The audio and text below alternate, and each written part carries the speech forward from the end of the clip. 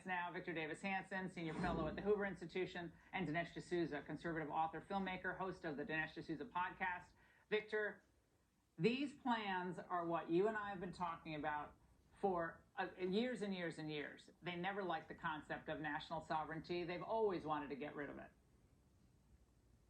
Yes, the medical version of the International Criminal Court or the Paris Climate Accord. It doesn't work. We had something like it, Laura. It was called the $5 billion a year World Health Organization. How did that work out? They lied about the origins, the transmissibility, and the nature of the COVID virus. It was completely corrupted by the Chinese.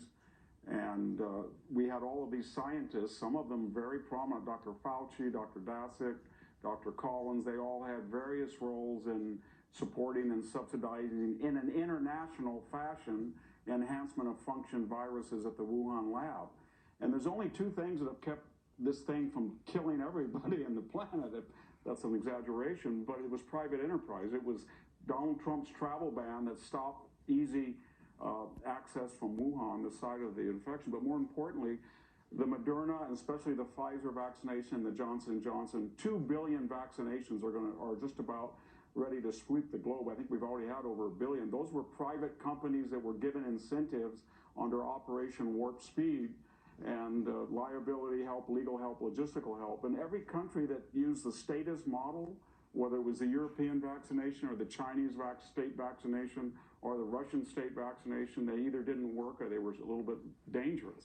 Mm-hmm. So we know what the status model and the international status model, whether it's HWO or the EU, didn't work, and our model did. And why we would give up sovereignty would be is bizarre. Well, it would be very dangerous. Right, but Dinesh, the left doesn't want America to be preeminent. When you and I were in college in the 1980s, Dinesh, that was the same deal back then, right? That with Reagan, they didn't like this idea of Ronald Reagan and this defense shield, or Reagan as a muscular foreign policy for the U.S. They didn't like that. They didn't want that. They never did.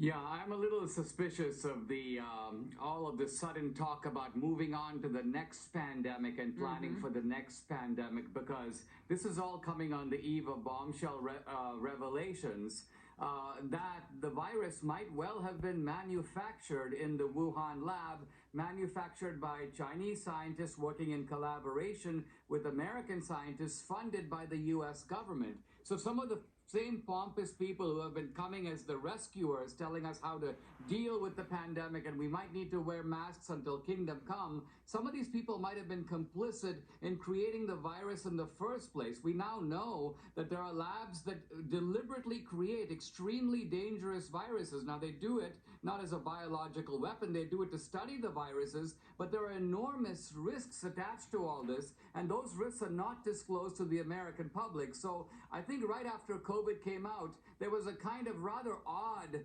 confident declaration by the health community and by the media that this obviously came out of a market in Wuhan, even though there is exactly zero evidence that that was the case. Well, so the bottom